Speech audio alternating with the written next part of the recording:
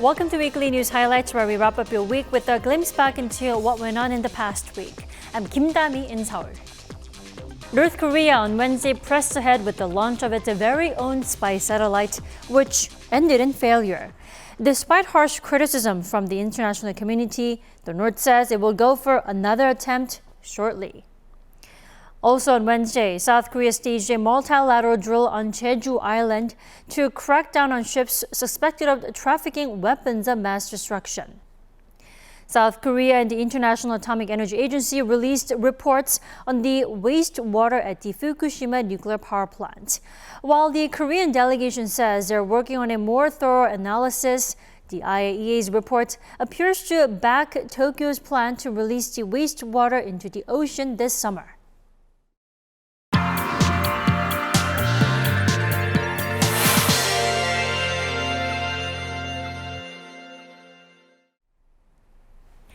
For the first time in 7 years, North Korea launched a rocket carrying a satellite on Wednesday morning.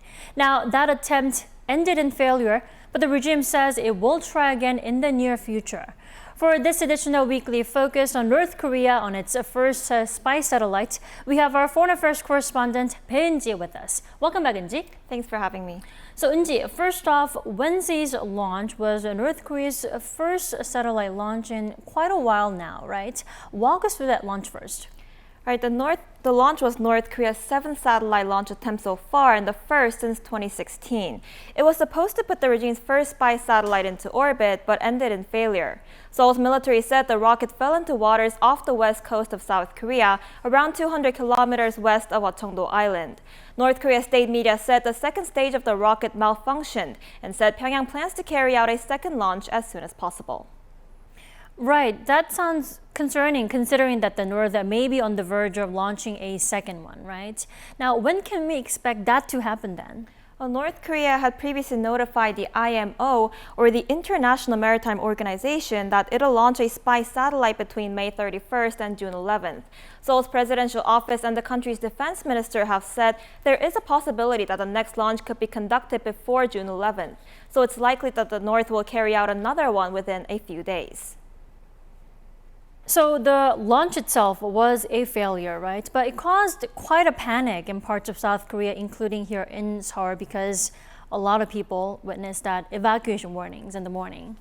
That's right. South Koreans in Seoul, including myself, woke up to air raid sirens and mobile phone alerts on Wednesday morning at about 6:30 a.m. Residents in Seoul all received alert from the Seoul city government telling people to get ready to evacuate. People who received the alert during their morning commute said they were left wondering how to respond to it.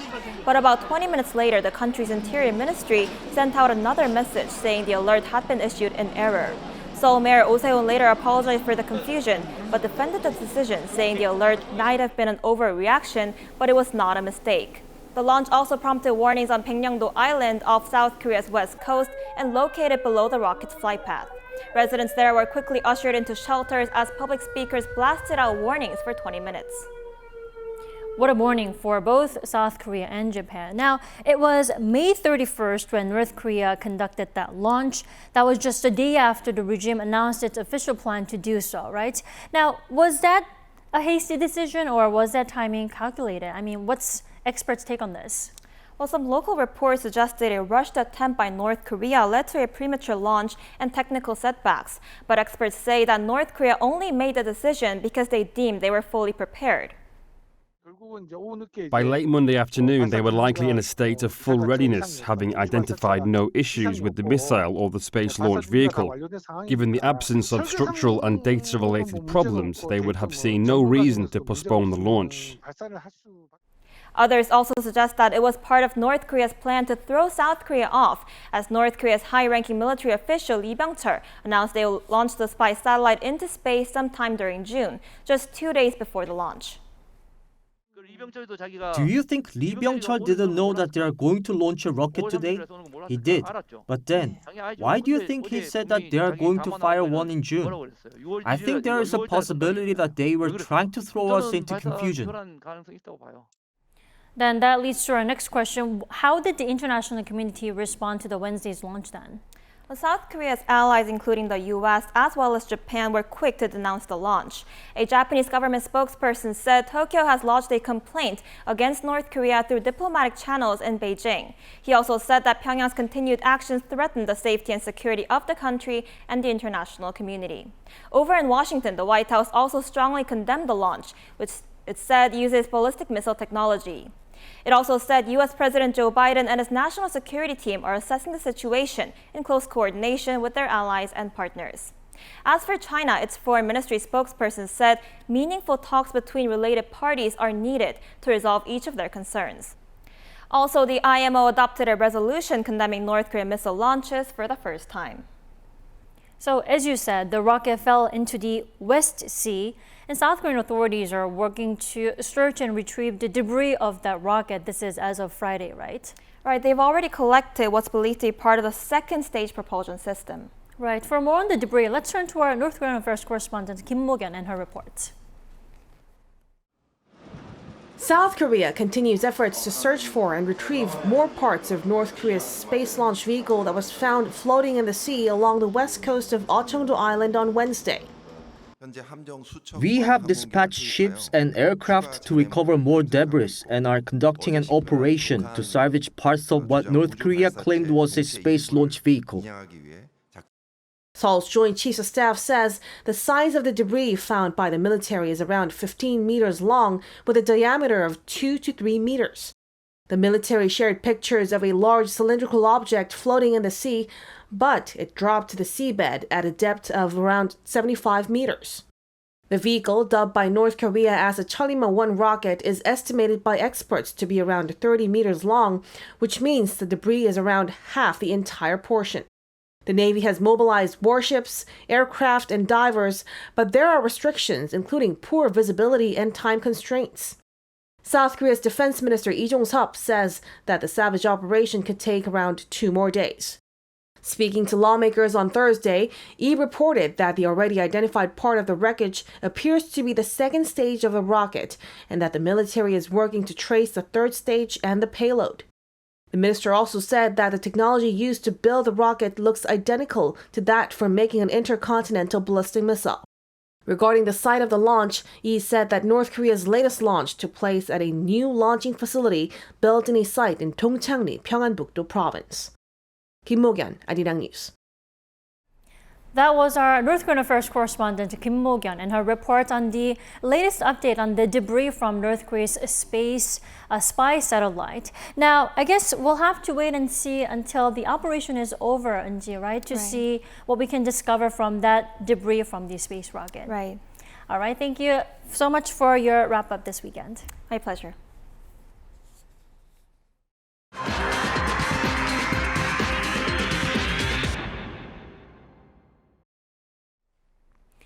In the meantime, South Korea hosted a multinational maritime exercise with the aim of stopping transfers of weapons of mass destruction. The drill was a part of a proliferation security initiative. This is a global effort involving 100 nations taking part to stop the trafficking of WMDs. Let's turn to our Choi Min-jung for more. On the southern coast of Jeju Island on Wednesday, South Korea conducted a multilateral drill to crack down on ships suspected of trafficking weapons of mass destruction. Dubbed Eastern Endeavor 23, the exercise was hosted by South Korea's Defense Ministry and also had the US, Japan, and Australia taking part. In such exercises, countries work together to bolster capabilities in intercepting, boarding, and inspecting the ships suspected of transferring WMD. This drill demonstrates the Korean government's and military's will to play a leading role in preventing the proliferation of WMDs. The exercise was, however, scaled down due to poor weather conditions. Participating countries conducted a brief exercise focused on stopping a hypothetical suspicious vessel. And instead of training out in the ocean, the South Korean Navy and Coast Guard proceeded with the training on shore. The exercise normally begins with the Multinational Coordination Center searching for suspected vessels loaded with WMD. Following that, information on the suspected ship is shared. Then, South Korea's special forces conduct onboard search operations and identify items suspected of being a WMD. Though the exercise does not target any particular nation, the prevailing opinion is that it's necessary to tackle North Korea's evolving nuclear and missile threats, especially given the regime's first attempt to launch its spy satellite. We plan on working together with our partners to combat this proliferation and this activity that is damaging to security and stability.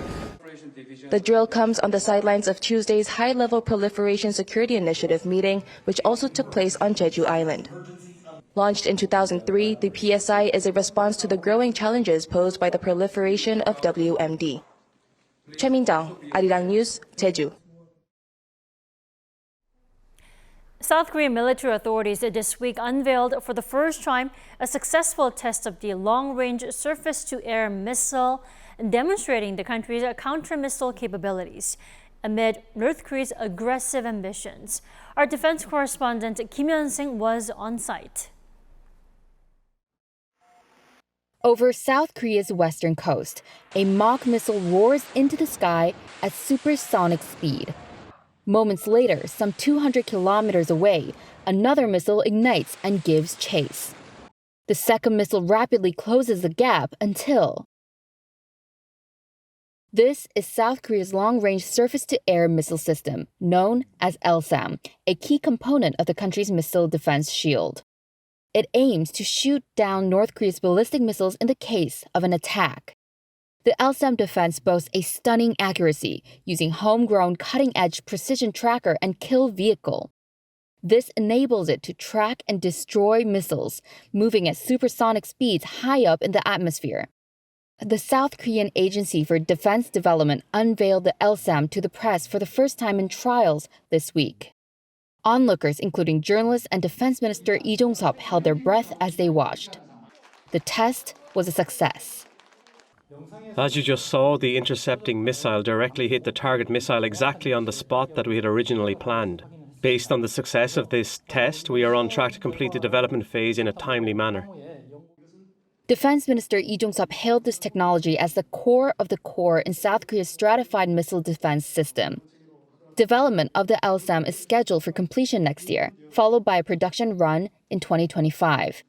Full deployment within South Korea's military is expected before the close of the decade. But the Agency for Defense Development isn't resting on its laurels. Research and development is underway on the LSAM-2, an upgraded model with a capability to target supersonic missiles even higher in the sky. This comes as part of an ongoing commitment to innovate and evolve defense technologies to protect against potential threats from North Korea. Kim Hyun-sing, 아리랑뉴스. A Korean delegation to the Fukushima nuclear power plant briefed the South Korean public on their trip to the site last week. They said they checked all the equipment for treating the wastewater is properly designed and functional as it should be. They are, though, yet to release results of their assessment on the wastewater. They say they will continue to work toward a more comprehensive analysis. Our Han Seung-woo has more. After returning from their on-site inspections of the crippled Fukushima nuclear power plant last week, South Korea's delegation of 21 experts has concluded they will need more time to comprehensively assess whether it's truly safe enough for Japan to release the plant's wastewater into the Pacific Ocean beginning this summer. Through the on-site inspections and the detailed data that's been collected, meaningful progress was made in terms of a scientific and technological review of the plant's facilities. But further analysis will be needed to reach a more accurate, thorough conclusion on the facility's performance adequacy and potential for long-term operation. The head of the inspection team, Yuguki, said during a briefing on Wednesday, however, that the delegation managed to obtain various relevant data from Japan, including raw data on the radioactive water's concentration levels at the Advanced Liquid Processing System's entrance and exit, allowing them to determine how contaminated the water is before and after multinuclide removal treatment. He added that the team was able to examine the emergency isolation valves designed to immediately halt the discharge of ALPS-treated wastewater into the sea should an abnormality arise. We confirmed on-site that extra, manually maneuverable valves were installed in case of the emergency valves don't work. The emergency valves were also designed to close automatically in the event of a power failure. Yu cautioned, though, that the fact the power plant's facilities were installed according to design does not guarantee their performance. Moving forward, he said the delegation will examine more data coming from Japan and keep in touch with Japanese authorities for further inquiries. 한성우, 아리랑뉴스. The International Atomic Energy Agency also released its own report on wastewater. In its sixth interim report on Wednesday, the organization backed Japan's plan to release the wastewater, saying no additional nuclides other than tritium were detected at significant levels.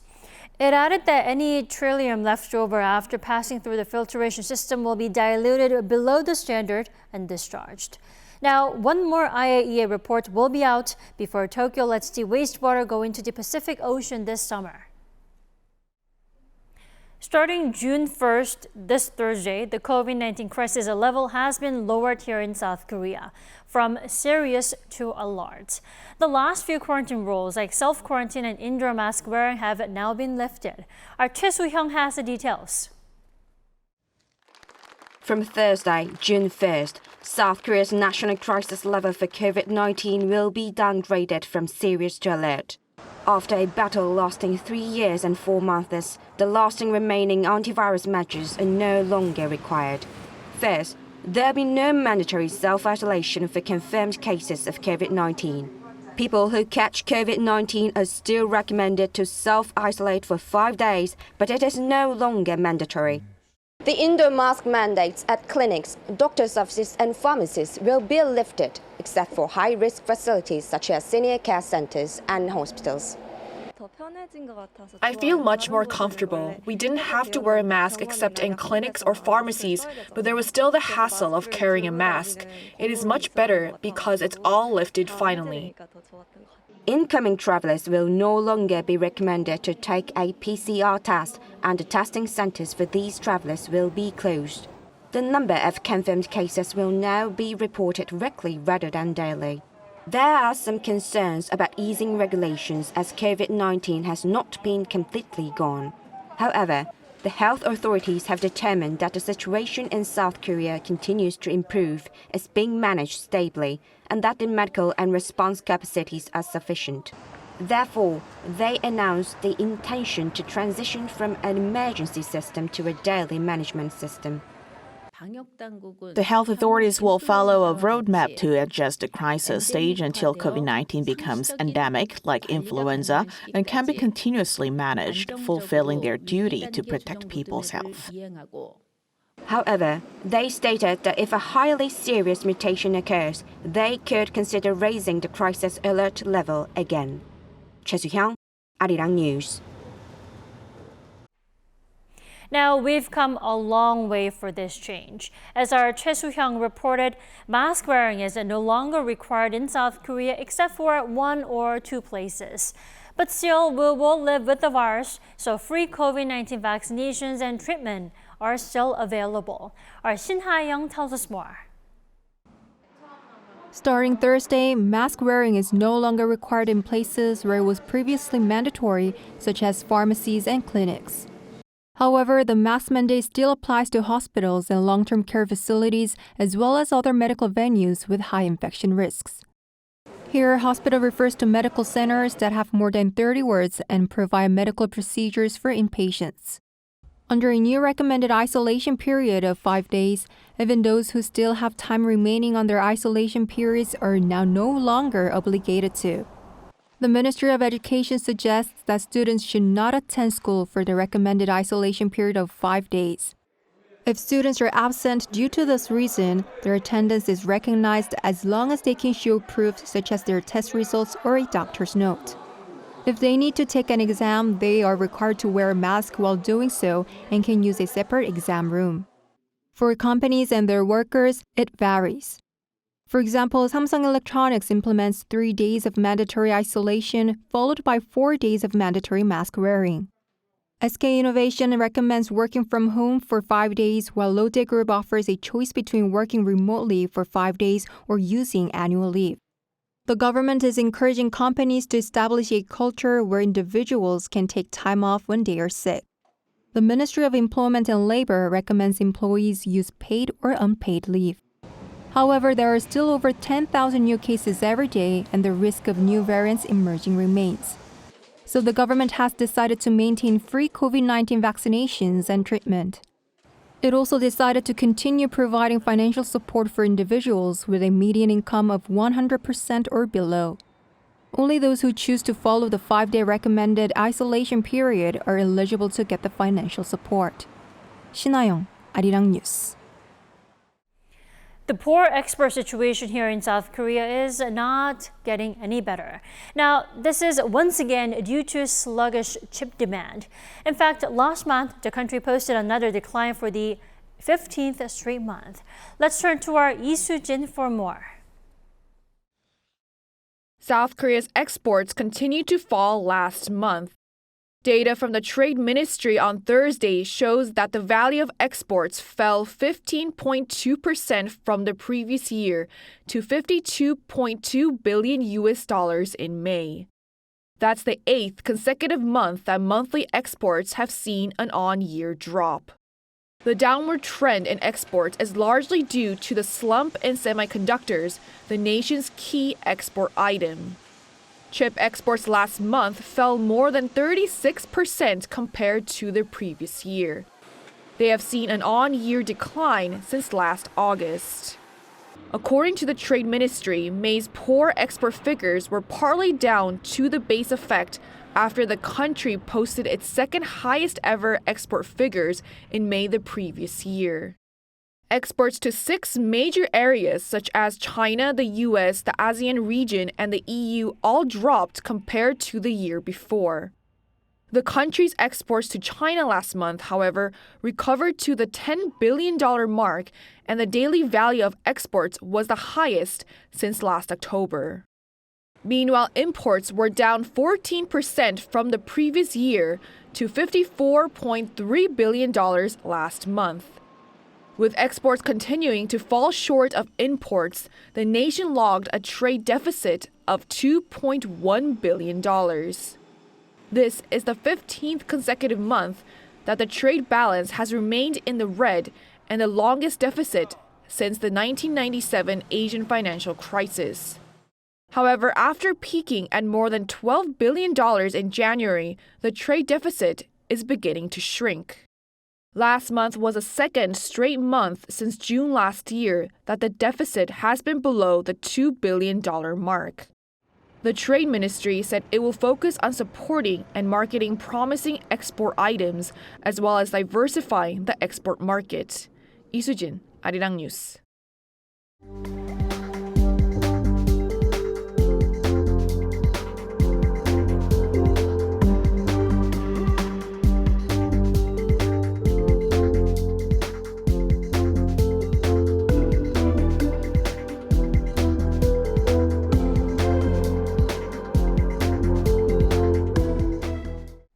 That wraps up this weekend's weekly news highlights. Stay safe wherever you are. Thanks for watching.